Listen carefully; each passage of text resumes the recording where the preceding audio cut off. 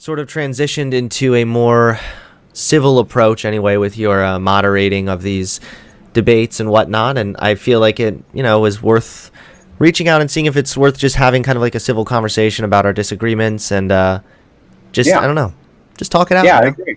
Yeah, I agree. Not So really looking for anything really there, confrontational. there was there was a conversation that you had a while back.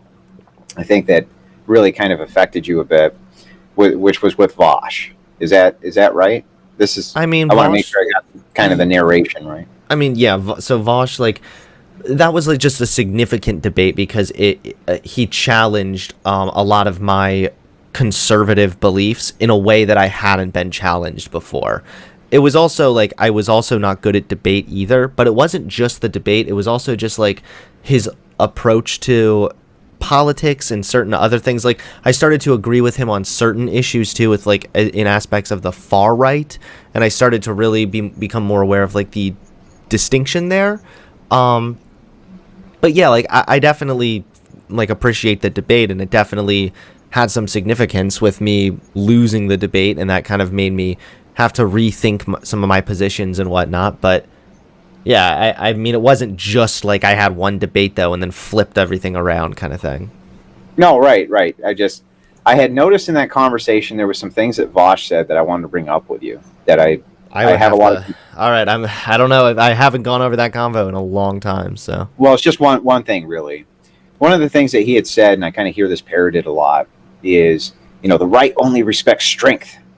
The right only respects strength. The strength. So what I've seen with your kind of debate progression, it's been really interesting to watch. By the way, great job on the improvement. I Thank mean, we're you. talking night and day, massive improvement, very impressive. Thank I get you. DMs about it constantly. By the way, Oh, very cool. impressive. I appreciate that. But to me, it's like you found this thing, this sword, in a way, is what debate is for online streamers. It's a thing that we can turn to protect ourselves. It's a thing that we can turn to get our messages across. It's the weapon that we have is debate. We don't really have anything else at our disposal besides that. Mm-hmm. And I see that you really have tried to refine your craft and making sure that you're really good with this weapon. And I enjoy seeing your debates. Like, I honestly enjoy watching them as I'm moderating them, and I think other people are really starting to as well. Well, thank But one you. of I the things really I wanted, appreciate that. yeah, no problem. One of the things I really noticed though in that conversation was that whole the right just wants strength. They only respect strength, but I don't think that that's true. I was having a conversation before this one with a guy. We were talking about masculinity, and I think really what the right is after is they want to retain elements of a masculine society, and I kind of wanted to get your thoughts on that. I mean, what would you consider a masculine element of society? Yeah, so if we were going to look at it through traits, for instance, some of the things you would consider masculinity would be things like stoicism, rough and tumble play. This is the kind of more masculine element in society. And what the right really seems to reject or be the most upset about is kind of the lack of masculinity as it's called toxic. It's called all this other type of stuff. Well, that's kind of, I would actually like to talk to you about that, because a lot of the times the toxic masculinity conversation is honestly misconstrued, and that's because there are truthfully a lot of dumb fucks, like dumb fuck liberal lefty types that weaponize what was once actually an academic term to just mean anything they want it to mean. Anytime they don't like someone, it's just toxic masculinity. But the thing is that there's something you said. So there are certain, like, I guess masculine traits you mentioned, like, yeah, if guys want to like rough and tough play or whatever, I don't really see a problem with that. But when you say stoicism, I do have just a little bit of an issue with that. Is, of course, everyone should generally have, like, be able to control themselves in public and not be like freaking the fuck out every like around or over everything. But it depends on how far you want to take that, because see, the toxic masculinity thing, what that actually is trying to get at is that there are some expectations of masculinity that end up being toxic to the man. So stoicism, for example, I would say oftentimes if it's forced, if it's you're a man, you need to shut the fuck up, suck it up and deal with it. Now, there are certainly instances, I agree, where you do need to actually just suck it up and deal with it. But there are also other times where it's like, it's unhealthy to tell someone, you're a boy, you're a man, you can't cry, you can't express, like, men need to be able to express their emotions in a, like, healthy way and be able to, like, cry and be able to be emotional if that's, like, how they feel. Now, again, I'm not saying that you should be sobbing all over the place, but, like, and neither should women, right? Neither should women. Right, like, just in order in a decent society, you probably wouldn't be, like, just see people, like, breaking down sobbing in their day-to-day job, of course, but, like, it's oftentimes this idea that, like, you're a man, so you need to be stoic constantly. You can't really show any sign of maybe weakness, because oftentimes, see, again, it would sort of come back to, why is stoicism so important? Isn't it ultimately because it's a symbol of strength? I'll tell you my take on it. You can critique it. I don't think that you really will, though. You're a father. Mm-hmm. One of the things that I enjoy drawing as a contrast, for instance, if a Groyper attacks Hunter Avallone, I might say to a Groyper, for instance, well, he has wife and kids, and you pretend that that's your highest value. So if a Groyper pretends that that's his highest value, then why is he attacking you? He doesn't have a wife and children, right? Doesn't make a lot of sense. Doesn't make a lot of sense. But your children do look to you for leadership. And so if you fall apart when your children need you, that would be an instance where stoicism would be pretty much critical, wouldn't it? Well, sure. But again, that doesn't really apply necessarily to just a man. Like, you wouldn't want the mom breaking down in front of her kids necessarily either. So I would kind of have to push back on it that being just a, like, masculine thing. Of course you have to control yourself in front of your children, and there are times where, in order to protect them, you cannot show how worried you really are. I completely understand that. But again, I don't mean that there's, like, and again, I'm not saying that in every instance you should just be breaking down sobbing, but just this idea that you are a man, so you cannot express these emotions ever. That's more the harmful thing. So I don't really think that that's the stoicism that they're talking about. They're not talking about stoicism in the sense that you can't break down in front of your friends or things like that. What they're talking about is the perception that people have of you as a man. They tend to want to see strength. And when they're talking about strength, they're talking about internal character more than anything. Mm-hmm. So when you're teaching your kids a lesson, you're not teaching them a lesson by using force. You don't need to. Right? But you're using strength of will and strength of character, and that is really what guides them, right? You have these children that you have to guide. You're completely 100% responsible for them. You can't just let them appeal to your emotion or bargain you out of things that are terrifically bad for them, things like this. You have to, in some sense, show a large degree of stoicism. And even with a wife, you have to do that. You have to show a large degree of stoicism. If they're down and things are crumbling around them, one of the best things that you can do sometimes is just be a rock, even if you're scared to death yourself, right?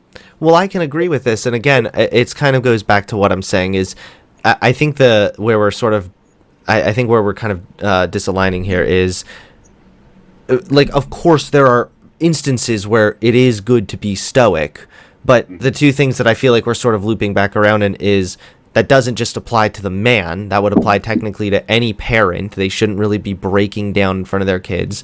But, yeah, and also what I'm saying is just this general idea that you're a man, you cannot cry, you can't express your emotions, you need to suck it up, stop being a girl, stop being a woman. And believe me, that might sound exaggerated and a little hyperbolic, but that happens. Like, there are... Well, how come the critique never goes the other way? What do you mean? Like, they're not saying, like they don't say to women, for instance, stop trying to act like a man, act like a woman.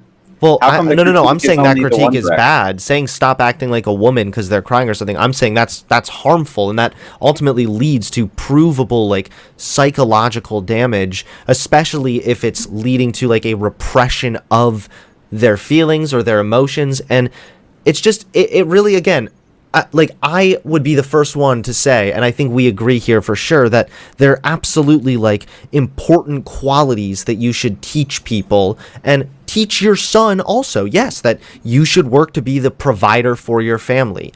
But again, I would circle back to, but just if you're not the provider of the family, that doesn't necessarily make you less of a man. It might just mean that maybe in this instance, you're better suited for this position and your wife is better for this position. Like, it doesn't always have to be like the man is this way, the woman's this way, and the toxic. Right. Yeah, I don't know. I don't want to ramble. Sorry, but no, you're not rambling. I was just listening. One of the things that I'd like to kind of push back on a little bit, when you understand the conservative mindset. You were one for a long time before you kind of moved over towards the center.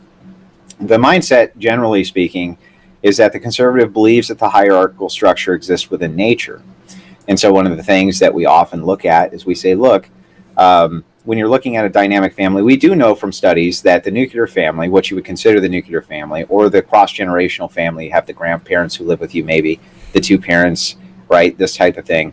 Children do best in that environment, right? They're hands down. Now, that's not to say they can't do better in other environments. They can and have and been highly successful. How do you define the nuclear family? That would be my first question there. Because I generally agree with you. I don't think of it as the nuclear family. I consider it a cross-generational family. So the way that I think of it is like the nuclear family traditionally, the way people think of it is they go the wife and the husband and the children. I think of it as cross-generational. Maybe you have grandparents who are there, or grandkids who live with you, or this type of thing.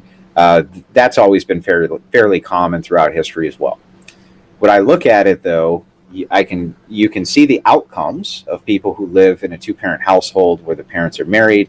Religious people, their happiness threshold's a little bit higher, this type of thing. And the reason for all of that, it creates these kind of better outcomes generally for kids. And so I think the conservatives latch on to more of that stoic, traditional kind of Christian value structure because it does seem to work really well within the dynamics of a household.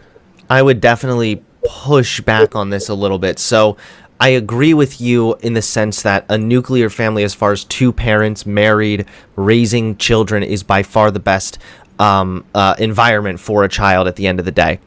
Yeah, 100%. But the thing is, and you might not agree with me on this, but the data also shows pretty significantly that applies to gay parents also. This isn't a man and a woman. This is just a two-parent household at the end of the day. And a lot of that is stability. A lot of that It's interesting, though, not with lesbians, just with homosexual males. The outcomes are far worse. Yeah, it's true. The outcomes are far worse for lesbians in general. I would have to see which. I would have to see which one. The outcomes are far worse for lesbians in general. They go to jail far more often. The children raised by them have worse outcomes more often. It's bizarre. I think that I know they have usually worse outcomes by single moms, but based on the data I saw, it was like a really long-term study that looked, I think, internationally too, and basically found that children raised by gay parents, and this was lesbian and straight men, actually the ones that I saw were much more on the lines of raised by two women, and the children fare just as well, if not better. Well, they don't fare just as well, but they fare pretty good. No, they fare just as well, and in some circumstances, actually even better. With the lesbian parent, well, I don't want to get into the data, throwing back data for hours, because we'll just be stuck on that for the entire conversation. We don't even have to agree on it. I suppose the most important thing that I'm trying to get across is within the family unit, you can kind of understand why conservatives, if the happiness threshold is very high and the children's outcomes are very good, why they would want to retain that type of unit.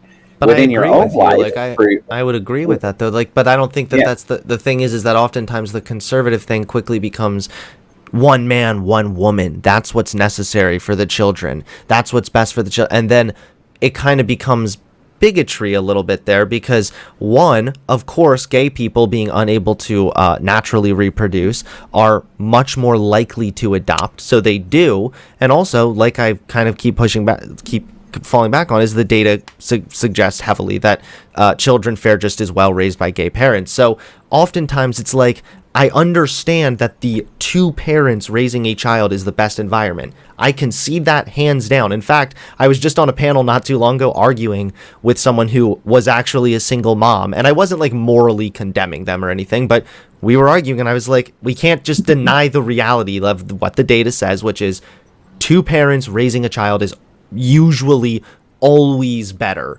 than like a single mom or whatever. But my question is, like, how is the left, quote unquote, like trying to get rid of that?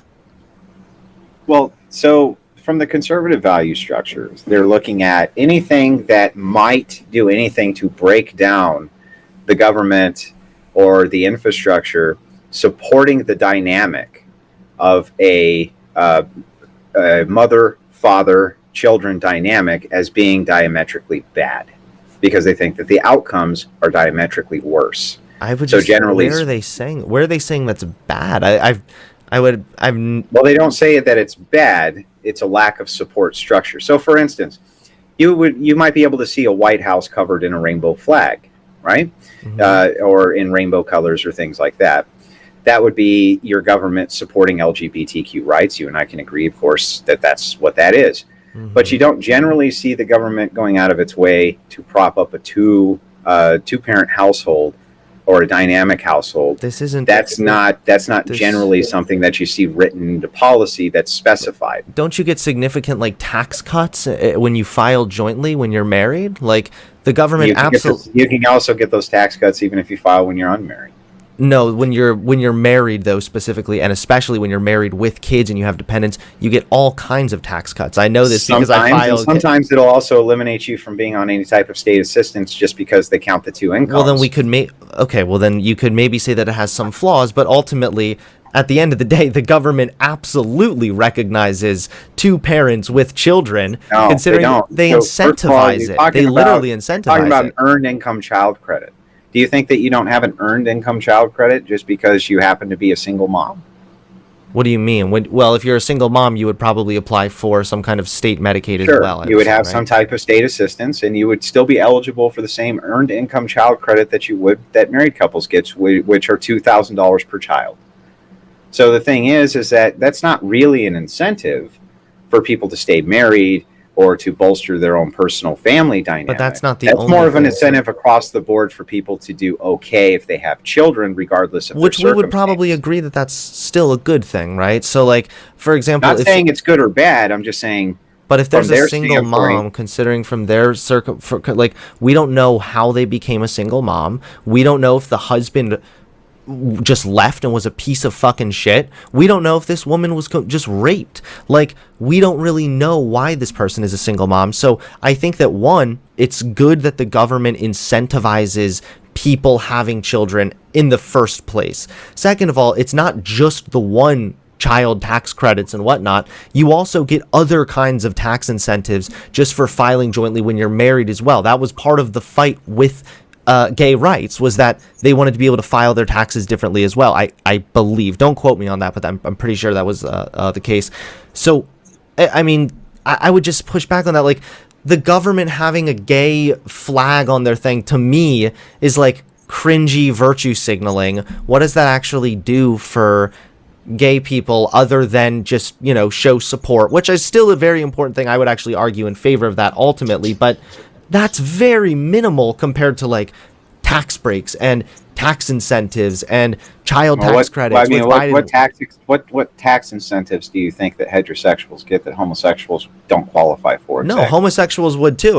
Married couples should. Married couples with kids should. So that's what I'm saying is family, though. So now you're kind of moving into exactly what I'm talking about, which is that the conservative mindset generally is that they want to find the finest and best outcomes for their prodigy. So inside of the United States, for instance, 205 million people are Christian. Okay, 205 million out of 330 million identify as Christian. 40% of that's Protestant. If you come from that type of background, family values are going to be very, very important to you. Very important to you. And so what are they taught? Right, there's the family values. Let me just explain, and then I'll give it to you. But all right, sorry. From their standpoint, they're saying, look, the family value structure that we're after here is we know the outcomes for having a dad and having a mom are pretty much the best outcomes that you can give to children. And the reason that you can pretty much make the affirmative on that, regardless of the data, is because we know, and you know, that the outcome for your own children would be far different if they didn't have their mother's influence in their life or their father's influence in their life. And it would be a different dynamic if there was two fathers in their life or two mothers in their life.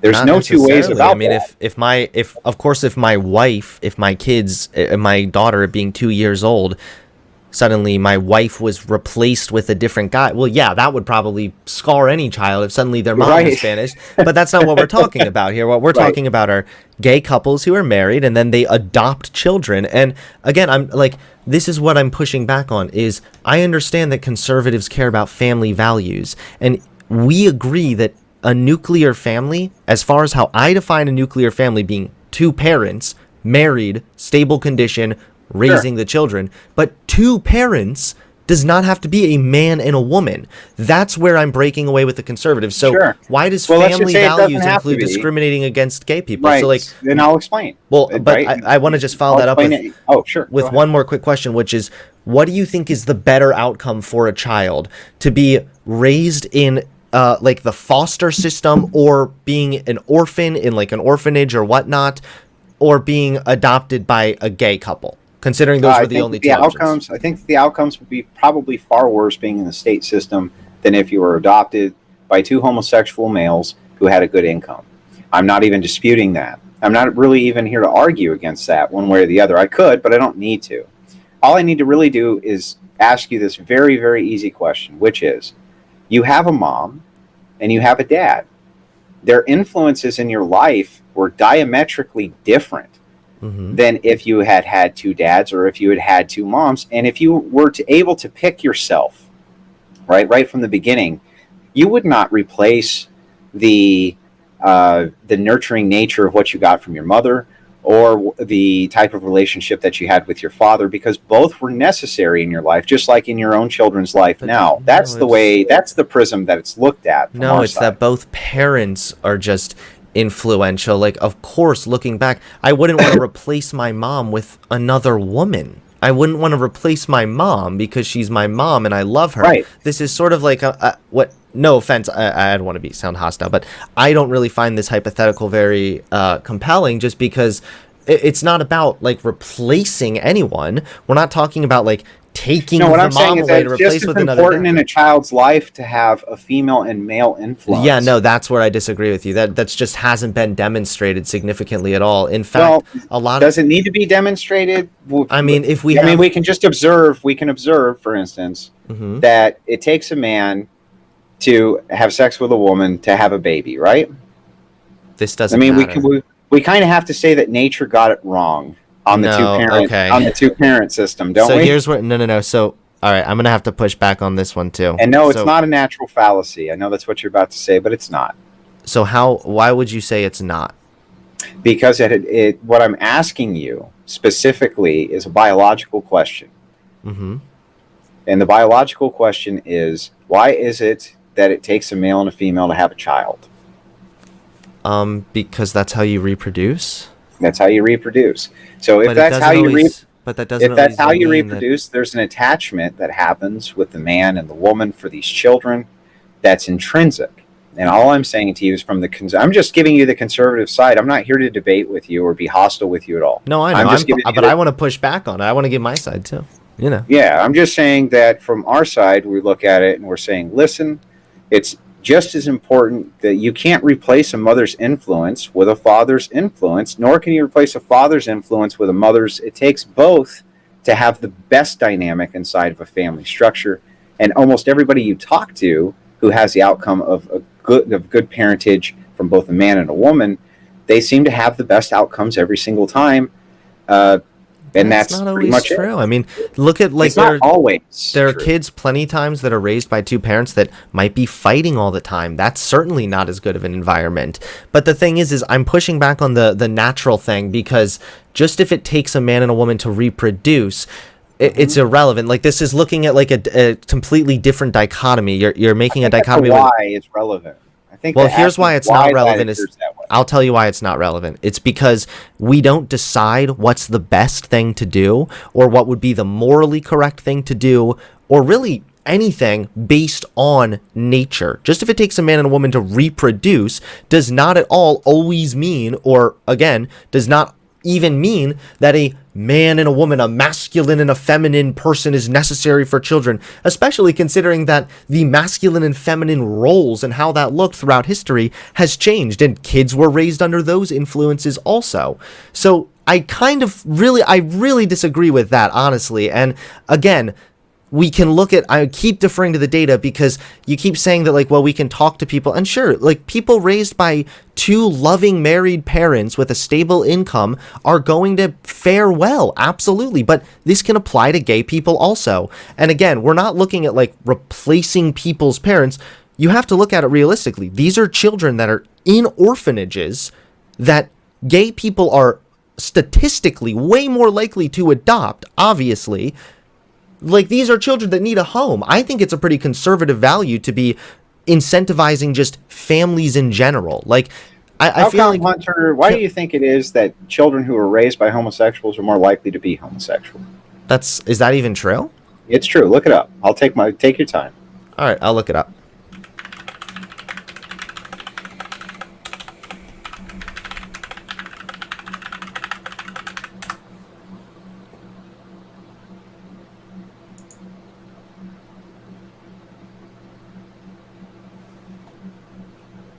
Let's see. I see one doing better in school. Are you talking about an NBC article? Adult children no, of lesbian parents less likely to identify as straight, study finds.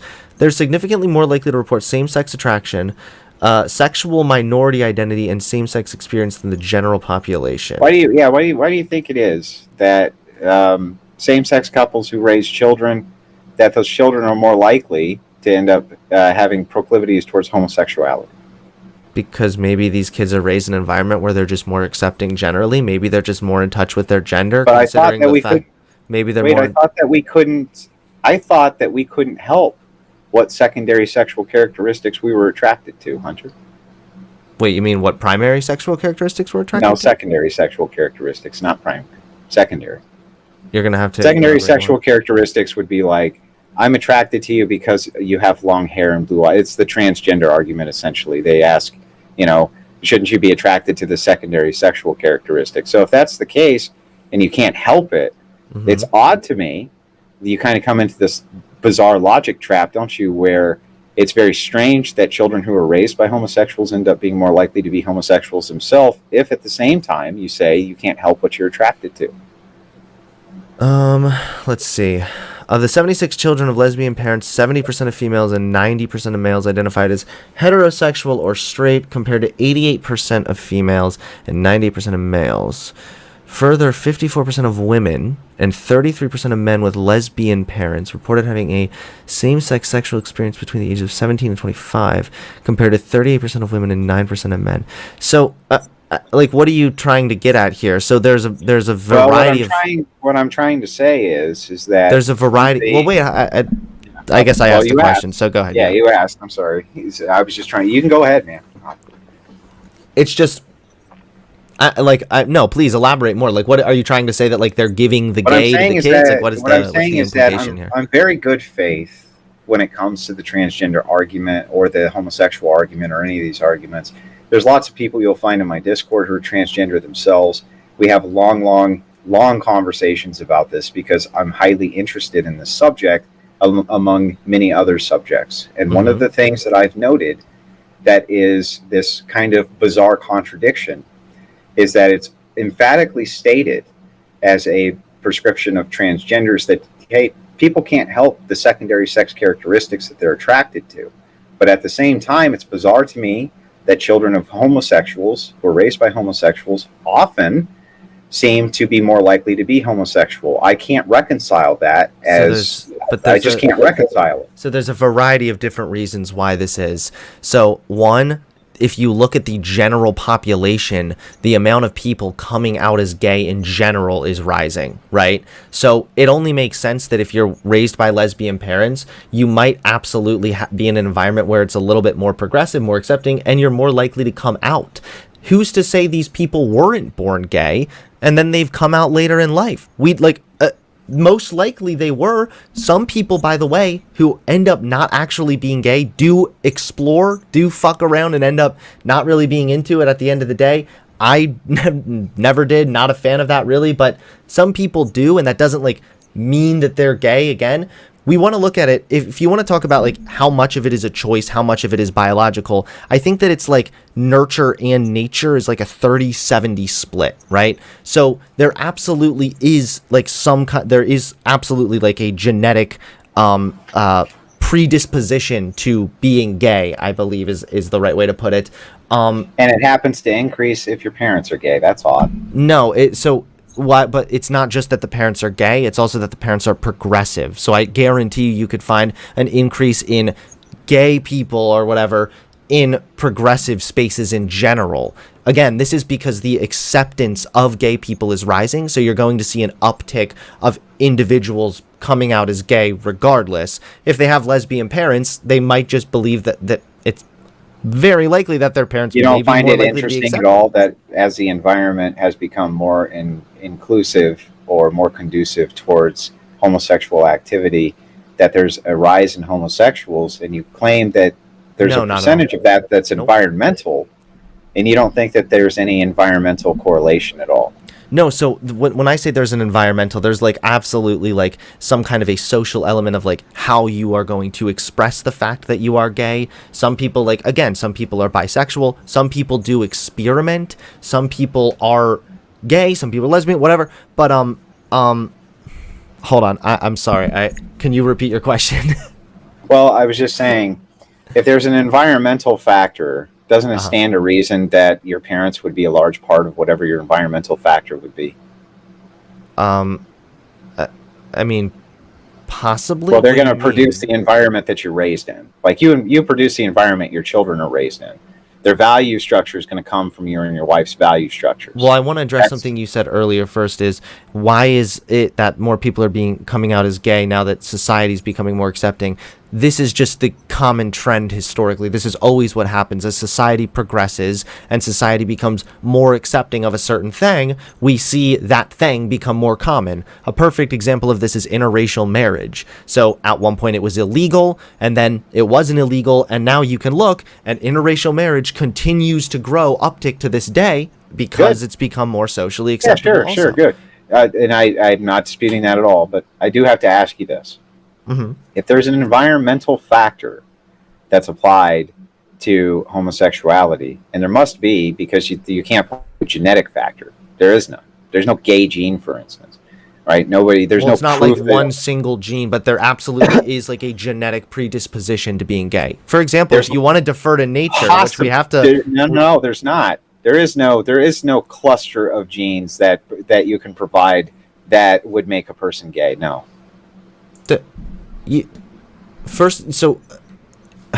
Okay, hold on. But do you understand what I mean when I say that like society's becoming more accepting? So it just only makes sense that we're going to see like an uptick of people that are more comfortable. Yeah, so that's my point. Actually, is like if we're talking about environmental factors, if the environment becomes more conducive towards an activity, it does make sense that people go towards it, right? But then what the conservative value structure is looking at is they're like, okay, but that looks like grooming to us. Okay, here we go. So this is what I'm looking at. So again, I agree with you. There is no gay gene. There's absolutely no like single gene. I'm putting this up here on my screen really quickly. It says there's no gay gene, says lead study author, a geneticist at the Broad Institute of MIT. They conducted a really big study. And then they said they used the analysis to estimate that up to 25% of sexual behavior can be explained by genetics, with the rest influenced by environmental and cultural factors, a figure similar to the findings of smaller studies. So 75% of sexual activity is influenced by environment, and people who are raised by homosexuals are more likely to be homosexual, and you don't see that there's a correlation there, though. I mean, even if there is that a problem? Well, I think that there is a problem probably from the conservative side, because they see that as a breakdown of the family unit, because they think of it as grooming. Do they think that like divorced people is a breakdown of family unit and like single moms? Yeah. So one of the big critiques from the conservative side would be no fault divorce, for instance. No fault divorce, for instance, here's something maybe you don't know. Most divorces are initiated by women overwhelmingly. It's not. I understand that. Yes, I know. Yeah. Why? Well, why do you think that is? I don't know, women are more likely to be unhappy as the marriage progresses, for a variety of different reasons. Sometimes it's on the guy. What do you? Could it? Well, so the reason that I bring this up is because let's just assume for a second that when you're talking about no fault divorce, if the penalties were worse for the man than they were for the woman, wouldn't that actually end up kind of creating an incentive for the woman to get divorced if she was unhappy, rather than working out her familial problems with her husband? I don't know. I feel that this is getting a little bit off subject. I kind of want to get back to what you were saying before about with the like people coming out as gay, when I'm asking if it was more of a problem. The thing is that it really isn't a problem. If there are more people, like, even if it is somewhat influenced by an environmental factor in their life, and then they decide to be gay and they're living their lives happier that way, I see no problem with that at all. Like, is What it about grooming? is it grooming? If they say sexual behavior, so that would go just the same way with heterosexual as well. Heterosexual. So is it grooming your kids then as well? Uh, Take that for a second, and we'll explore it. Okay. If you're more likely to be a heterosexual if you're raised by heterosexual parents, and you're more likely to be a homosexual if you're raised by homosexual parents, okay? And you're saying that both of those, if you can agree with me that both of those are grooming, then I'll concede that point. I don't think that it's grooming. No, I think that people are influenced by their environments, of course. So now, then, if you're so then now, that question didn't really make any sense then. No, it does make sense. Asking it in good faith. No, I was, because you said that the conservatives would say that's grooming for if the environmental factors influences the child to be gay. And I'm saying this study says that environmental factors play a role in sexual behavior in general. Yeah. So then the grooming argument could also be applied to straight couples. Well, let's just that was a assume direct let's defeater to just the assume it's argument. That grooming. wasn't bad faith. Well, I'm just gonna grant it, and we're just gonna say it's grooming on both sides. Okay. If that's the case, then it does seem that what you're attracted to can indeed be influenced specifically by who you're raised by. I mean, there are some, like, again, there are certain variances. I don't know what you mean. Like, if you want to talk about grooming, like, of course, if someone was sitting their kid down and they were like, look at me, you're lesbian, okay? You like women, okay? This is who you like. That would be really gross, yeah, but oftentimes what do you see? You oftentimes will see kids that have to repress the fact that they're gay because they're raised in an environment where they're told that being gay is a bad thing, and they kind of have to repress that. If anything, you might say that that's actually, I mean, it's actually been proven to be far more harmful than this. Isn't it grooming for environmental? You can't think that homosexual couples just so happen to only adopt the homosexual children, right? So we have to look at the environmental factor. I'm not denying the environmental factors. If the environmental factor is 75%, then look, we really have to start looking at this a little bit more objectively in good faith, I think, and say, look, it does appear that there is a correlation between how you're raised and what you are attracted to or are not attracted to, and this type of thing, that these aren't necessarily things that you just can't help. You know what I mean? Well, it isn't just the thing is that it is, because some people are gay and then they're forced to repress that, but it can also be influenced by their environment, some of their sexual behavior. So, like, again, when you say that this is grooming, that ultimately implies like a form of intent. Everyone is ultimately a product of their environment, of course. If, like, think about it this way. In some areas, if you're like, think about how you're like, if someone was raised in a different country, right? Like, they have a completely different idea and perception of morality sometimes. Like, it's obvious that I'm getting kind of, you're actually kind of making my point for me. So I agree with point for you. I think that we're having a discussion. I agree with you 100%. What we're talking about is, if we're talking about what you would call like these trad principles, these traditional principles, it does seem that parents who have a man and a woman who are mom and dad, who raise the children, have a far more likelihood that their children are going to end up being heterosexuals and are going to follow the same pattern.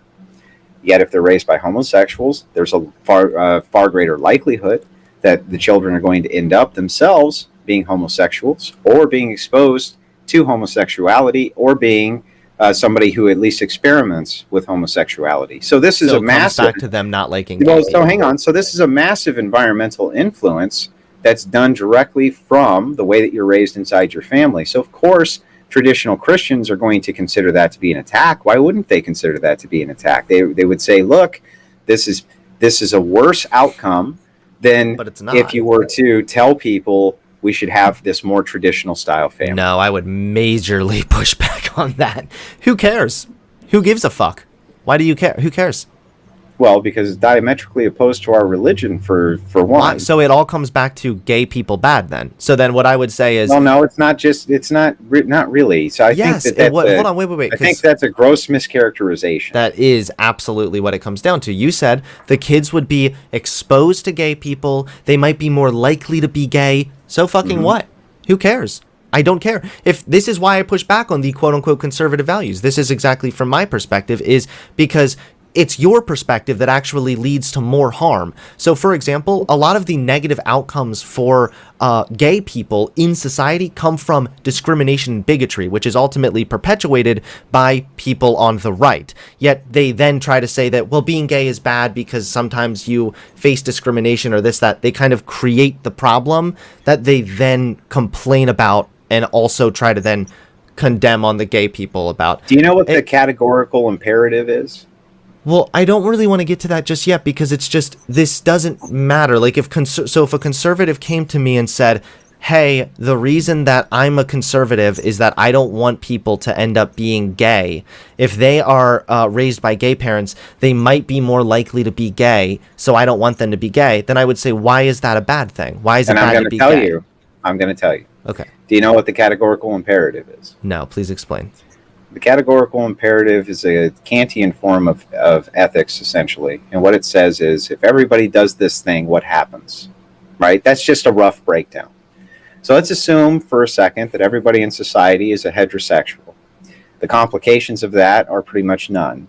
But if everybody in society was a homosexual, the complications of that would be extinction. This doesn't so matter. If you're, This is, well, I'm going to just dismiss this. But I'm just explaining to you that this type of ethics is widely thought about and agreed upon I don't as being. care. I know you don't. If everyone was 2 years old, society would stop functioning. I'm not Yes, arguing of course. with you. I'm just trying to explain to you the perspective so that you understand that this type of ethics actually came from a Christian form of ethics. And so the reason that we think about things in terms is because we try to figure out what's moral and what's immoral. That's why. So I would completely push back on that. Of course, you could make that kind of imperative for anything. If everybody was 2 years old, if everybody was just 2 years old right now, society would stop functioning. Sure. Right. The thing is, so that would be bad. The thing is that it doesn't matter. If all of society was one thing, if all of society was anything, that would be bad. Society needs variance in order to survive, of course. Now you're getting it. You're absolutely right. So homosexuals fall in line with that, my friend, right? So no. Yes, just if all of society wouldn't function if everyone was gay, doesn't mean that being gay in and of itself is bad. Society would function if everybody was a heterosexual, right? Would society stop functioning if everybody was like 3 years old? No. So it would be bad then if everybody was 3 years old. We can agree on that. So is it bad to be 3 years old? No. So then how are you making the claim that it's bad to be gay? Because we're saying if everybody was 3 years old, it would be bad. And you're saying if everybody was gay, it would be bad. Right. So how is it different? It's not different.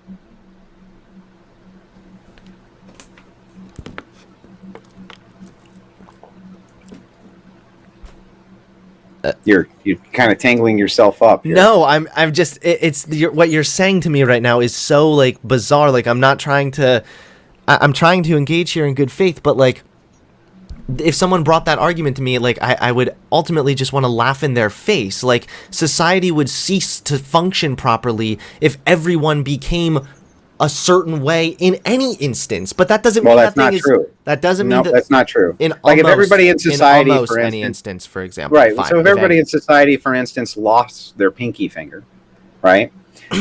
Society wouldn't just break down and stop working. Okay, it wouldn't just break down and stop working. However, if everybody in society was homosexual and no longer had kids, we'd be extinct within 2 generations. I don't That would care. be Yeah, bad. I would just tell them to fuck off then. So basically what you have is a hypothetical la la land saying, well, if everything was this way, No, I'm society telling would you be about scary. Kantian No. So I would. ethical system. No, I understand. So what I would say to that ethical system is incredibly stupid.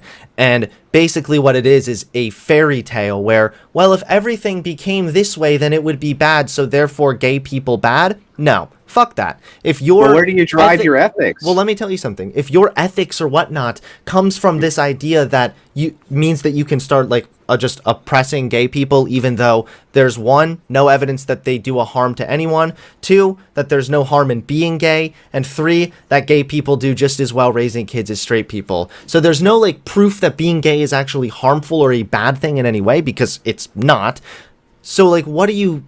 Well, is your ethical system only derived on things that you think are bad? Why do we need it? We don't need to get into an ethical system or an ethical conversation. I'm just trying to explain to you, it's very important that we know why you think things are good or bad. And the reason that that's good to know is because then we can be on the same page for what you and I consider good or bad, and we can have a conversation about those things. So you say, for instance, Andrew, tell me why homosexuality is bad. And I go, okay, here's why. And you go, well, I reject that. Okay, fair enough. And you tell me what your system is for what you consider things being good or bad. So I think it's just based on harm, right? Okay, let me explain. So my system is based on reality, not on like a hypothetical, if society was like this, therefore bad. That doesn't really make sense at all. Like, you could literally argue that if all of society became Christian, it would be bad, considering some of the rates of like abuse and rape in some of the churches and religious circles and whatnot. Like, you could make this claim with other things as well. So again, I would just push back on that. I would say that's kind of a silly ethics system, because you could make an argument with that with a lot of other things, and that's silly. Right. So I mean, that's what I'm asking is, what's your ethical system? My ethical system in this case would be, well, yes, let's reduce harm in this case, and your thing would not be doing that. You're basically, the reason I'm pushing back on that is because I want to reduce harm. Your argument is to continue perpetuating harm, continue oppressing gay people in order to meet some kind of ethical standard, because if everyone was gay, it would be bad. I didn't say anything about oppressing anybody. Well, that would have to be the outcome of it, of course. Well, no, they wouldn't have to be. So you could frame it however you wanted to as a logical exercise. We don't need to. We don't need to do it. It's not important. I'm just explaining to you, from my standpoint, the biggest weakness that you have, and it's going forward, it's going to be a bad one for you, is if you cannot decide on what the ethics are from which you derive your argumentation. As you start to slug it out with some of these heavy hitters, they're going to absolutely come in and eat your heart. And the reason is, you can't really have a good faith or legitimate conversation with somebody unless you know why it is. And the foundation. I can tell you why I'm against, but I can tell you why I'm against what you're saying. Well, not against a specific thing, but if I ask you why a thing is bad, for instance, if I said, why is smoking bad? You'd say, well, because it's going to kill you. And I'd say, okay, why is me killing myself with smoking bad? Uh-huh. Well, why is it? Why is killing myself with smoking bad? Well, because most likely you don't want to die. Well, okay. If you do, then it's probably not bad to you, right? So but you only think in your case, bad.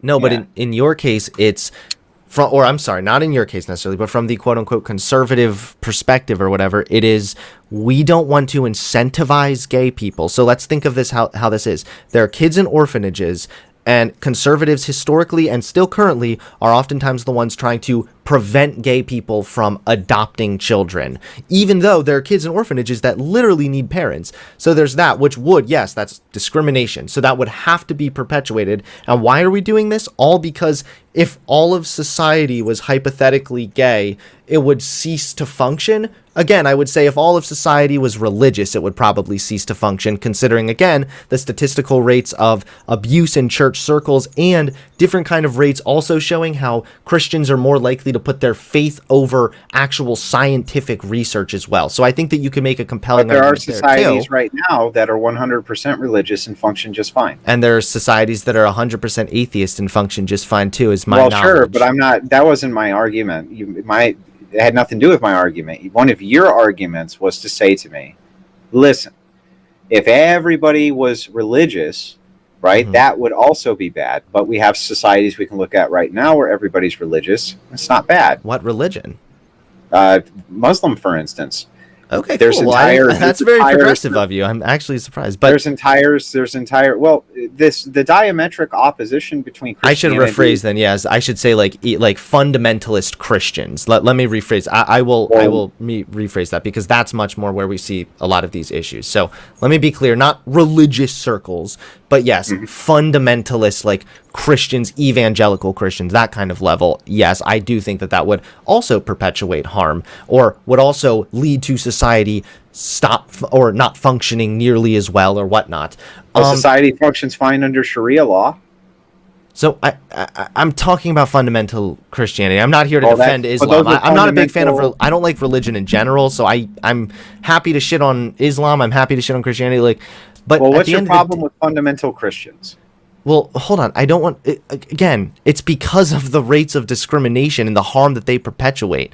So, even if you look at the rates, actually American Muslims are more accepting of gay people, for example, than evangelical white Christians. And that does harm. That hurts people. That discriminates against not only gay people, but again, we've already established that by preventing them from adopting, you're also harming children. You're literally harming the children that are in orphanages right now suffering.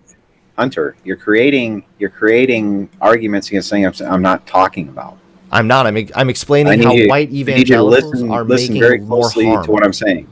What's the problem with fundamental Christianity in your worldview? That they cause harm to homosexuals because they're not accepting? That they cause harm to, yes, in general, to society. Yes, they cause harm in various different ways. So one, yes, they discriminate against gay people at higher rates. I don't like that. That does harm. Much higher rates. And it's discriminatory, and so I'm against that. I don't like that because, again, it perpetuates harm and it hurts kids in orphanages, etc., etc. We've kind of already established this. Also, white evangelical Christians are more likely to deny things like climate change, something that I think is very important, that we kind of all need to find unity on. It's really important for the future moving forward here. White evangelical Christians are against that. That's another thing. Another reason. There are statistics showing that oftentimes hyper-religious individuals are more likely to put their faith over scientific evidence. Anti-intellectualism has already cost us with COVID, with how we've seen the conspiratorial bullshit, the anti-vaxxers and whatnot. So yes, there is a multitude of harm that white evangelicals perpetuate on this country, or could, hypothetically.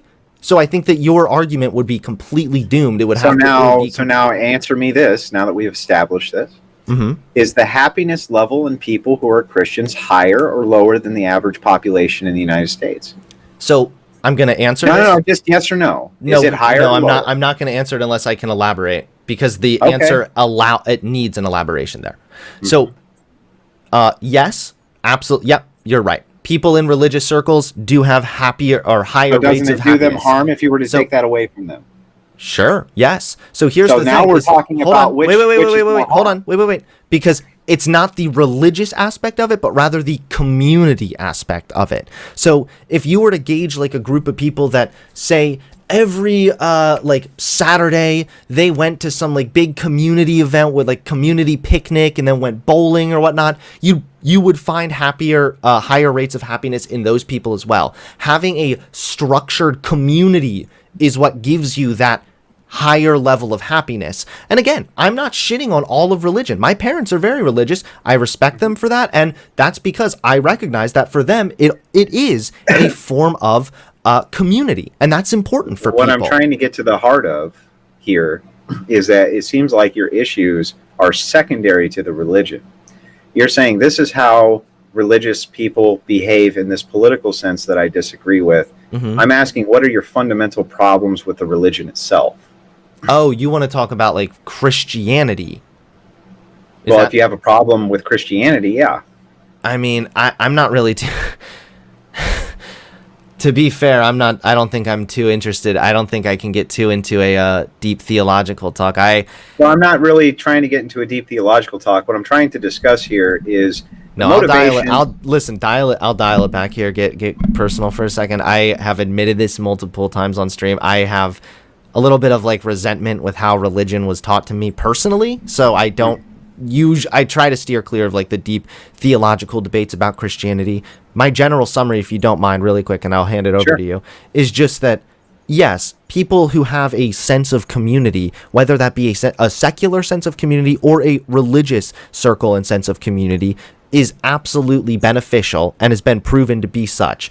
I'm not advocating to take any of that away. I'm fine with people going to church. I'm fine with people being religious. I was raised as a Christian. I think there are some good, parts of the Bible. There are some good things you can take away from religion. Like, don't get me wrong. I'm not anti-religion here.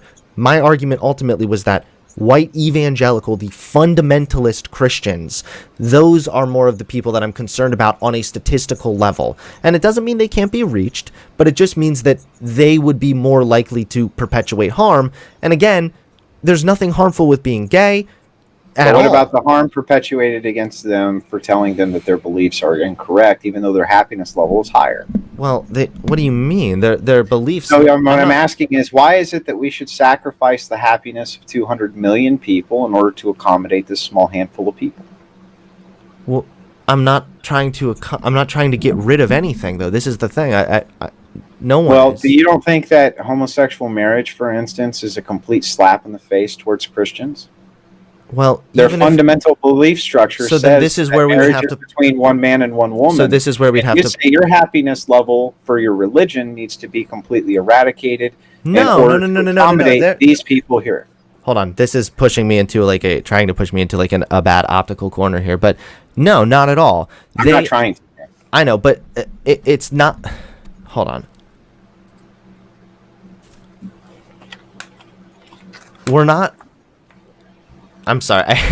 I'm trying. I got super distracted at the chat at the last second there. It's Could okay. you repeat what you said again? I apologize. Yeah. I know. What I'm saying is that Hold on. I'd just like to also point out I'm having a bit of a slow night tonight, so it's okay. Defense. So I'm put it up, I'm honey. just pointing out from the Christian side, they think to themselves, look, marriage is a religious institution to them. It's not a political institution. Right. So Okay? They don't think of it that way. So this is They what I think would. of it as a religious institution, and they think that the institution, if you allow homosexuals to become marriage, is destroying the institution of their very But it's faith not- and grounding that they walk on. But it's not the government's job to uphold any one religion. This has already been established by the Constitution, and it's a known fact that we have separation of church and state in many ways. Well, so then why is it that the government issues marriage licenses at all? Why don't they just stay out of it? I would agree with you. That's what honestly I would fucking love that. Yes, ultimately that So would. if that's the case, then why would you be angry about something that's not called marriage but gives you all the rights to marriage? Well, I didn't know if did I ever say I was angry about that? I didn't. Well, right. So one of the things I think I talked about the tax incentives. I'm not sure what that. Well, so one of the things that homosexual advocates did, there was something that was there in place for these people, for homosexuals, that was designed specifically. Oh yeah, the and it was civil called a union civil thing. union. Yeah.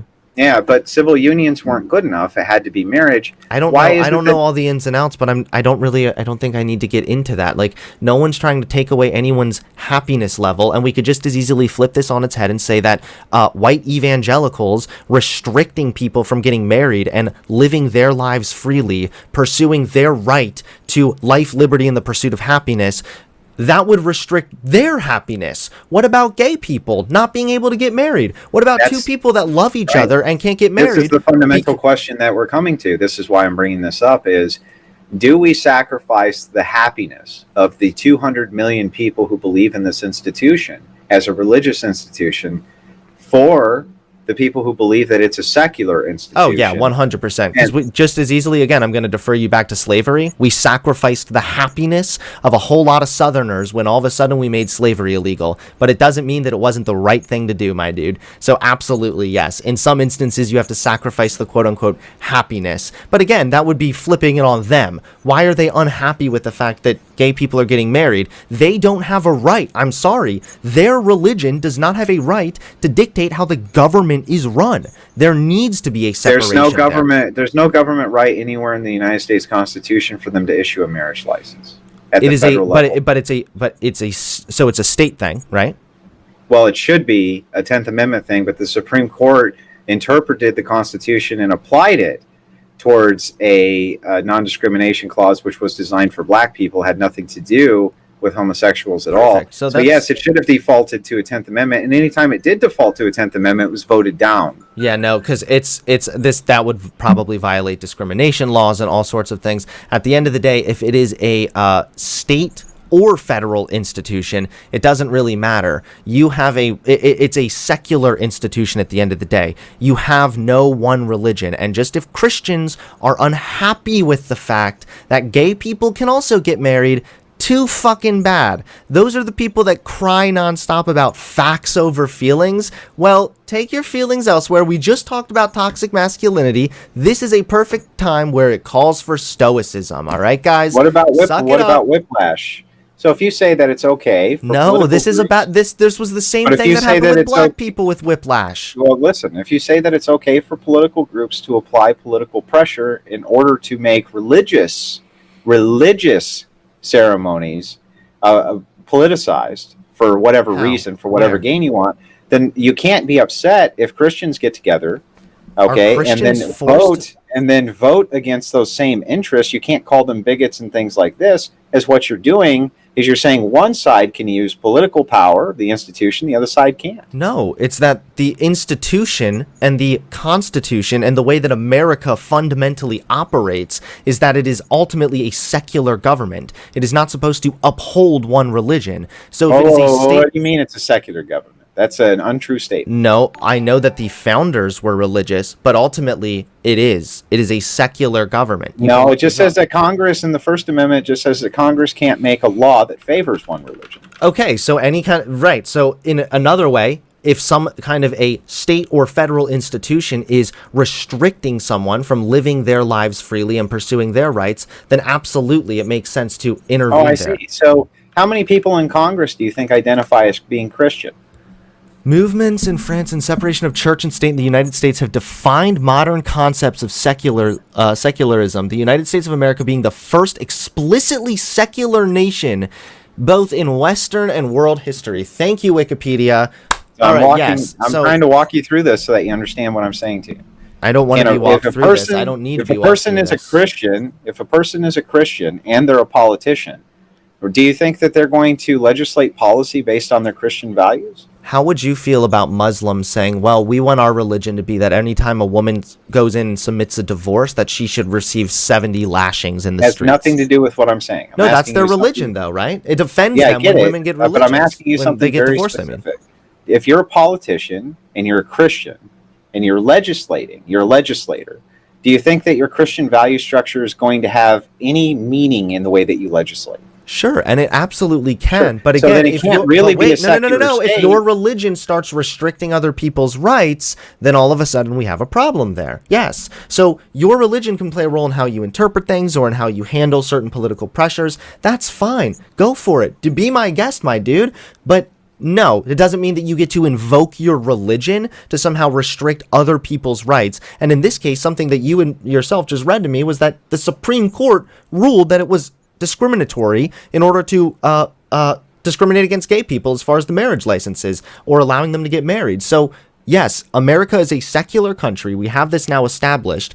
It is not supposed to support and invoke one religion. Rights extend equally across the board, or at least they're supposed to. And in this case, this absolutely applies to gay people getting married also, if they're, over the age of 18 and consensual. Again, this is more of a question of the church. Now, what the dichotomy you're trying to set up here is the white evangelicals trying to restrict. What do you mean the white evangelicals? The people blacks that are were the people blacks that are were the deciding vote in California for voting down gay marriage, not whites. I don't know what that has to do with anything. I just don't understand why you keep saying white evangelicals. Well, I bring up white evangelical Christians because of the Pew Research, which shows that they're the least accepting of homosexuals out of everyone, even Muslims being more so. Which is honestly, I got it. So what I'm after here, I understand what you're saying, but I feel like you're listening to me, but you're not hearing me. You're just ready to jump to the argument. Just listen to what I'm saying. It's very important. What I'm saying to you is this. If a person can legislate and their religion is a major portion of what they're legislating and why they're legislating that thing, then you can't really have a secular state. You can have a separation where you can't defer to a singular religion over another religion. But if most of your politicians are religious and they're legislating from that value structure, then you can't actually have a secular state. It doesn't work that way. What if there's a bunch of atheists in there too? Same. It'd be the same thing. So would it be a secular if they were state all atheists, then sure, you could. So say what? that Just to be fair, again, I already addressed this. I am listening to this.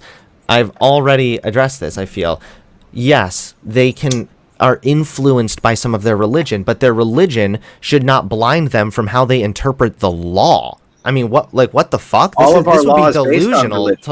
This is all of our laws based on religion, though. This sounds like even like a really low understanding of Christians in general. Like, they're able to decipher the difference between their religious beliefs. That I have a low understanding of Christianity? No, I'm saying that it would be lame to try and no, I'm saying that it would be you seem to have a low opinion of Christians when you're talking about and making it sound like they're just gonna trample all over the Constitution, trample all over how they're supposed to interpret the law just because they are religious. Like, I think that they can have religion and that can sway them and maybe motivate them in some ways, but ultimately it shouldn't blind them to interpreting the law fairly and equally. And this is why even Christian justices have ruled in favor of gay people and have ruled against discrimination and whatnot.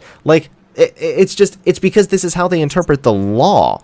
So again, I've answered your question. Yes, they might be influenced by their religion. When I say it's a secular country, what I mean again is that America cannot defer or favor one religion over another. So restricting gay people's right to get married and be recognized by the state as a married couple because conservatives are mad would be a violation of that principle. It would be a violation of the foundation of America, and this is why even the Christian conservatives who have their religious sways agree with me mostly.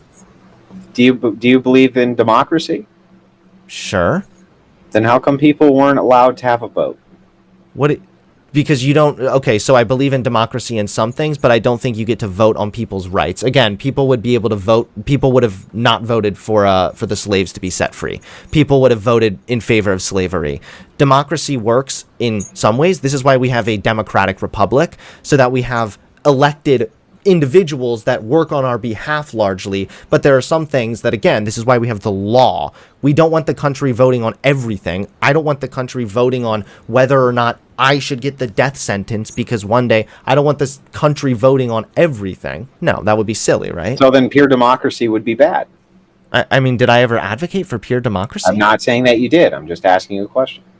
I mean, to be fair, I haven't thought super in-depthly about the intrinsic nature of democracy and whatnot. I do recognize that a pure democracy would, yes, probably be flawed if every single thing was voted on. Yeah, you need some workplace structure. Like a workplace democracy, for instance. I mean, there are workplace co-ops which can be different. That's an entirely different thing. That's not voting on people's rights, and even if you tried to, that would be, you'd have to step in. So if a worker co-op, for example, said we don't want to hire black people, maybe they all vote, well, we're a union, we're a worker co-op, we don't want black people in. The government at that point would be able to step in and say, no, you're violating the law. So then that wouldn't be pure democracy. Yeah, no, there shouldn't be. If that's what you consider pure democracy, then no. I'm not some crazy leftist here. I'm a social democrat. Well, right. We're just gauging where you're at. Okay. So the thing is that what I'm trying to get across to you, and we're going to fundamentally disagree, obviously, right? Mm-hmm. For before moving to its hawking point, just listen to what I'm saying. Mm-hmm. From a conservative standpoint, from a right-leaning standpoint, you're a man, you have a family, you go to work every day, you're working your ass off, you're doing this kind of thing, okay? You're providing for your family, you're providing for your children, you're doing all these things that you're supposed to do, and you're a Christian. And most people in this country are still Christians. And you turn on the TV, and there is, Gonzo from the Muppets dressed up as a transgender Muppet. And you look at that, and you think that that's literally an assault on the same value structure they just went and learned in church last Sunday was bad. Would that not enrage you or make you angry or upset if it was contrary to your own value structure. So I would just say just as easily someone who's like maybe It's like not an argument. I'm not looking for an argument. I'm just looking for you to be empathetic and listen to what they're actually I'm trying feeling. to respond to it, and the thing is I'm not at all just going back to talking points. I'm listening to what you're saying, and I feel that I'm adequately responding. Yeah, maybe they would be offended, but I don't care. I don't give a fuck. I would say fuck them, get over it, stop having your feelings hurt and being a little baby, and change the channel. Like, here's the truth. And that's why we have polarization. No, but the truth of the matter is that you could just as easily have like a Buddhist who highly values peace. Do you think when they turn on the TV and they see a movie showing war that maybe they're going to be like really repulsed? That's literally an assault on their religious values. That doesn't mean it should be restricted. The mass representation of Buddhism in the United States is very low. The mass representation of Christians is very high. It doesn't matter. Again, we're like, do you mean like the TV shouldn't be allowed to broadcast? No, what I'm saying is that as a collective, if you make a large portion of your demographic collectively very upset because you're doing things that are contrary to their value structure, you're going to end up with mass polarization. And the reason nationalists are so upset, they're so enraged, they become ethno-nats and wig-nats and this kind of bullshit, is because they feel like their tribal identity is being canceled. Right. Okay? So I'm not worried about restricting other people's rights because like some like incels are going to feel sad. Like, but again, it makes them extreme, Hunter. No, but this is the thing is it makes them extremists. No, Andrew. Anytime like progress is built, there's also a swell of reactionary backlash. This is how history plays out. That's communist bullshit, and it's not at all. This is look at again. I keep going back to the slavery thing because it so fits well here because it was unpopular largely in some areas of the country to free the slaves. They relied on that. Their religion even taught them that. The Bible literally says slaves obey your masters, right? Like they were making the same arguments here. We don't restrict other people's rights based on like whether or not the country agrees with it. That's just not how this works. This is why we don't have a pure democracy. We also have laws and legislature and a fundamental guiding principle of equality and equal rights for all across the board. I'm not arguing any of that. I'm trying to explain to you a fundamental concept that's far more important than all of that. The fundamental concept that I'm trying to... No, not that they're offended, but that if you take the representative interest of your very democracy and you fundamentally oppose the value structure of the people that you're ruling, you're going to end up with polarization in such a mass that we can not only will progress as you would consider it be halted, but you'll never move the conversation forward. You'll never get any of these things achieved that you actually want to get achieved. I guess we did have a civil war, so sure, like, but again, this would kind of go back. Well, we had two civil wars. This would go back to my like thing earlier. Is like this seems like you have like the really low opinion of Christians, or like you think that like because we're like extending equality to people and have made progress, and by the way, in a lot of religious circles, Christians are also, although not white evangelical fundamentalists, churches in general are thankfully becoming more accepting as well. This is starting to be a recognized thing. Protestant churches have begun to become more accepting of LGBTQ. There's no doubt that that's true. However, this has in turn massively increased the move over to orthodoxy inside of the Christian religion. The reason for this is because when people feel like their value structures are under assault, they move towards whatever institutions they feel more represent their value structures. This is why we're in this massive polarized mess. Look, so are you in favor of addressing systemic racism? I've done hundreds and hundreds of debates that I've either moderated or participated in, or this kind of thing. I've heard the argumentation from all sides. I'm talking about something far deeper than just, but this is what the Constitution says. There's something that's far deeper than this going on. What I'm talking about is the fact that we're engaging in mass polarization right now in a way that people don't really conceptualize. And what's going to end up happening as a byproduct of that is the division will not become reconcilable. But we're not. The people that would actually be so mad about gay people having their rights to the point that they would like... people. to the people that would be so mad about that, they are actually in the minority. If you look at it in the country, like, generally the acceptance of gay people continues to be statistically on the rise. I know sometimes it takes some dips here and there, whatever, but generally speaking, especially over the past 20 years, it's made significant upticks. So again, this is just, you're making it sound like rights are a zero-sum game, and the people that would get angry about that act like that also. No, and that's the problem, is this is an invisible dichotomy. Gay people existing and having families and benefiting society and benefiting children that are orphans doesn't hurt Christians that want to live their lives and have a good old-fashioned traditional family where the man goes to work and mom is at home cooking and homeschooling the kids, and they ride the tractor to church every Sunday, and they live happily ever after. More power to them. If that's where they're happy, if that's what they want to do, go for it. No right is infringing on another person's right. So again, you don't get to, and I feel as if this is my best response to your fundamental thing you keep talking about, though. You do not get to restrict other people's rights. You don't get to trample on the law because other people are offended. And I understand that you're saying this is going to lead to polarization. There's already... No, I'm not saying it's going to. So, again... I'm saying it already has. It hasn't led to that. Like, it hasn't led to the amount of polarization that you're trying to make it sound that, like, everyone's going to go into some, like, ISIS terrorist mode here. So let's evaluate which one of us is correct. Tell me what the polls said about how many people think that there will be a civil war in 5 years ago versus how many people say it now. I don't know how. I don't care how many people think it. Like, there's a lot of stuff that says like a civil war starting. It's been trending like this, Hunter. Well, I know more people do you know why talk it's been about trending? it, but this doesn't. Why has it been trending like that? Because gay people have rights? No, it's not because of gay people having rights. It has to do with the fact that you have mass polarization where one side doesn't want to hear what the other side's saying. So, for instance, you could give gay people all the same rights that are enjoyed by married couples without you just can't call it marriage. Why would that be problematic? Who are you hurting? Wait, I don't know if it's just calling it marriage. I'm pretty sure there's tax exemptions there too. One example that people, I'm pretty sure one example people talked about was that they were give them all of it and just not call it marriage. Why would that be problematic? Because then I would go back to why in the world are the white evangelical Christians trying to make their doesn't special? Matter. Who are you hurting? Why do they need their own special snowflake definition? Who are you hurting? Who is it hurting? Who is it hurting to call gay people married?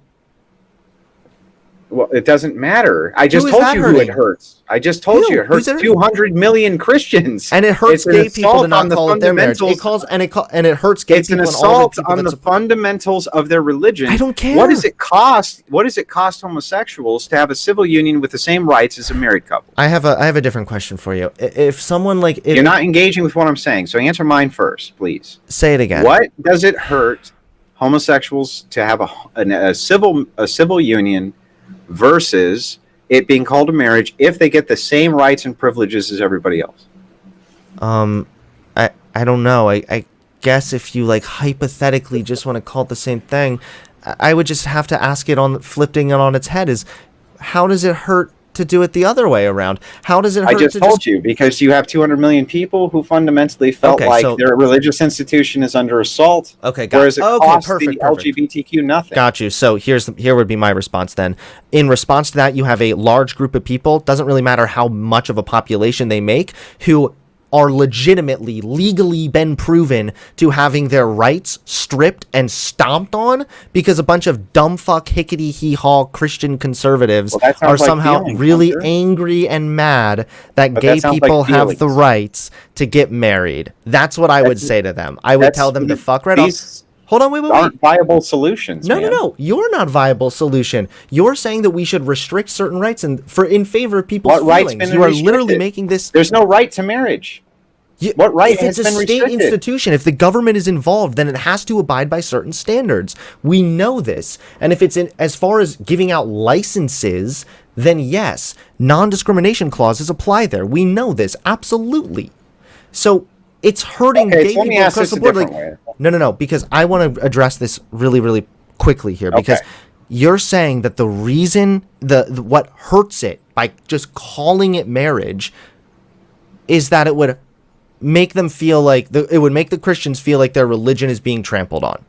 And I'm saying the response to that is the reason that you shouldn't do it is that it would make all the gay people feel like their constitutional and legal rights are being trampled on, which also by definition would be true. What constitutional right do they have to get married? They don't have a constitutional right to get married. Okay, but again, no, that's not a good faith question, and you know that. So they don't have. It is good faith. No, they don't have a constitutional right to get married, but they have certain fundamental rights, and there are certain non-discrimination. What rights? There are certain non-discrimination rights. Right. There's non-discrimination. And the government, considering the state is involved and it's government involved, and they're issuing licenses, they have to abide by certain legal standards that apply to non-discrimination. I don't know which exact amendment says you can't discriminate on the basis of sex, race, and this, that, and the other thing. I don't know which one it is, but it's a legal right. Like, by definition, their legal rights are being trampled on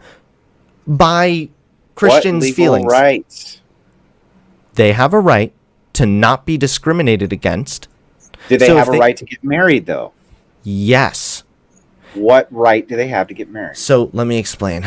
If you are a gay couple and you walk in to a government institution that is going to give you a marriage license, I see. It's a discriminatory practice to say, no, you're gay, so we're not going to give you this marriage license. Got it.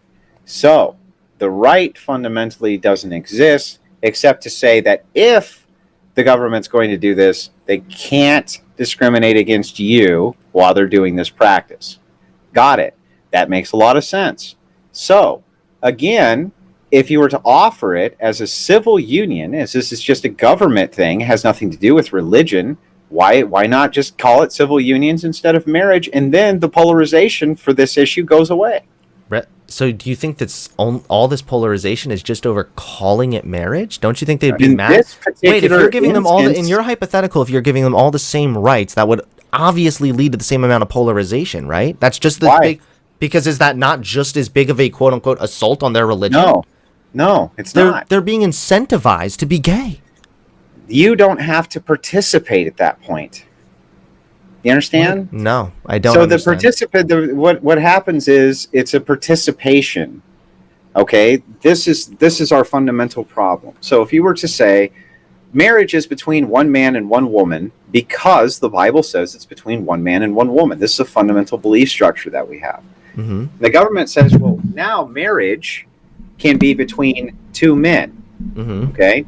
You're assaulting the fundamental belief structure of these people, and now they have to participate in it. How do they need to participate in it, please? Because their marriage license to them is a religious license far more than it is a government license. Well, then that's on them. They're going to have to get over that. Like, they can go in, they have their own ceremony, they can do the man and the woman thing, and then if gay people want to go in and have their own ceremony and get the license and whatever, then they can do that too. Again, you're making it sound like rights are somehow this zero-sum game when they're just fucking not. Like, gay people can get married. I didn't say rights. I'm not saying, I didn't say that you said that, but you're making it out to sound like that. No one else's rights are being restricted in order for gay people to get married. In your system, gay people are restricted from getting married because it leads to polarization, but you're saying the polarization's only from the simple semantic change of merely calling it marriage because they view it as religious. This is delusional thinking. That's what I would say. So I would ask you to give you a wider prism. I feel I've had a very wide understanding here. I have another question though, which is, what if someone says that it is my religious belief that black people are subhuman? So is it bad then to give black people rights? What if why? What if they say, what if there's a town where they say, you know what, I want to can you elaborate actually? Why? Yeah, what's an innate characteristic or an innate characteristic? Sex. What's an innate characteristic? Sexuality. Okay, that would sexuality is an innate characteristic? Partially, yes. We just so you're born gay then? I mean, not always. What do you mean? Well, then it's not innate. Hold on, that's not true at all. There's a genetic component to it. So yes, it is innate. And also, there are other things that are not innate that you can't discriminate on against either. For example, veteran status. So demonstrate that. Hold on, veteran status. You can't demonstrate homosexuality is innate. we already went over how about 25%. No, demonstrate it. I'm demonstrating it right now. We already went over how about 25% of it goes back to genetics. So there is absolutely a partial innate genetic characteristic there. But again, it's not just about discriminating against like innate characteristics, because again, I would point you to the veterans. We aren't allowed to discriminate against people for the veteran status. You're not allowed to discriminate against people for being divorced. You're not allowed to. I'm trying to walk you right to the goal so that you understand it. An innate characteristic like skin color is not changeable. Who you sleep with is completely and totally up to you. No, your sexuality is discriminate against people based on innate characteristics. So let's change the hypothetical then. Unchangeable? No. Well, then what if my religion is that veterans aren't allowed in my house, or veterans aren't allowed? I don't like veterans. Fuck veterans. Why would you have to have veterans in your house then? Well, just generally speaking, if my religion was I don't like veterans, does that mean I should have the right to discriminate against veterans? Inside your own home? Well, no. Like if you have an establishment, like if, generally speaking, hypothetically, like how does that play out? Because you're saying, well, Christians are, they don't like gay people. So that's reason enough, pretty much, is what you're telling me. So what I'm saying to you is, what if someone else just flips that on its head and says, well, I have a religion that says this thing is bad. I have a religion that says veterans are bad. So therefore, I should be allowed to say no veterans are allowed inside my restaurant. Well, not inside your restaurant, but inside your church, that would probably be okay. I don't think you could discriminate against veteran status, even in a church. Well, I don't know. I'd have to look. But no. But hypothetically, I'm not asking you a realistic question. Now, I'm asking you a hypothetical. Mm-hmm. Would that be justified then in your world? I mean, I wouldn't like it. But okay, no. That's a backpedaling way. I know that you wouldn't like it. What's the question specifically, so I can answer it specifically? Hypothetically speaking, would that be okay? Like morally justified? If it's morally justified to hypothetically restrict gay people from getting married in this instance, would it also hypothetically? Well, you're not restricting them from getting married. Would it also hypothetically be okay to, on the basis of religion, discriminate against veterans? No, it wouldn't be okay to discriminate against veterans. You're not discriminating against homosexuals by saying that they can't use your religious institution for marriage. But it's not a religious institution. That right there is just that's the problem. This is where the disconnect is. You understand now? This is the disconnect. The disconnect is one side considers it a religious institution, the other one does not. So one side's delusional and views a secular institution. Well, that's your viewpoint. No. You think 200 million people are delusional? And if that's what they believe, then yes, fuck them. They're delusional as shit. Yes, America is by foundation, by principle, a secular country. They can just view this institution as being a religious institution if they want to, but that doesn't make it such. What the fuck? This sounds like it would contradict a lot of like the arguments that right-wing people try to make about trans people. But what do you like? Yes, that would absolutely be ridiculous. That would be delusional. What would be?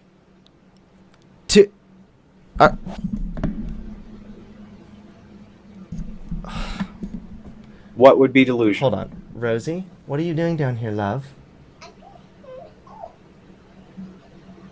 Where's Mom? Mommy's asleep? Alright, you need to go get in your bed, okay? And you need to go to sleep now. I see you right now and I love you.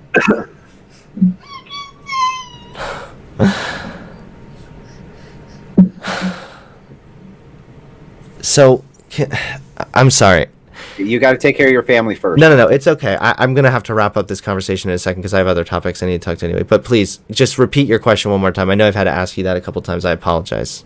Well, you asked me, you told me it was totally delusional that 200 million people would think that their religious institution. Right. So if I just, no, that's not what I said. I said, if you think that the institution of like marriage, like giving marriage licenses out is somehow an attack on your religious freedom, like, then yes, if you view that as a religious institution, even though it's not, then I would say that that's ridiculous. And also, it would be very inconsistent because technically speaking, from a biblical perspective, actually, what the Bible says is marriage is one man, one woman, and God.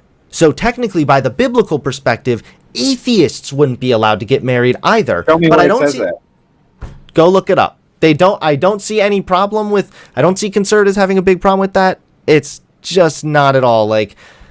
Yes, if you just like, this would be like if I was like, well, I view the White House as being. I view the White House as being a religious institution. Like that doesn't mean anything. Well, listen, viewing rights doesn't mean anything except that you view them as rights. So all of this is a construction of the mind, whether you want to believe it or not. This portion of the construction of the mind for religion is that fundamentally, this is what people believe, whether you disagree with them believing it or not. My interest is in unity. My interest is in a strong nation. My interest is not in having the nation brought to its knees because they cannot agree on very simplistic fundamental questions that represent a large portion of their population. I just completely disagree with the idea that anyone's rights end where someone else's feelings begin. I think that that's really a dangerous precedent to set. But either way, this convo ended up going a completely different direction than I expected. Yeah, I think it did. But either way, I was going to say this, and I'll just make this as public as I can. I do not believe. I had made a previous accusation. I thought Hunter Avallone was a grifter. I did, and I even called in and yelled at him a little bit about it. That's but right. having Good had times. him come on and do a few debates and having talked to him on the back end, I do believe that he's sincere. And I do retract my accusation of griftiness. And I apologize for having said that. It was out of turn.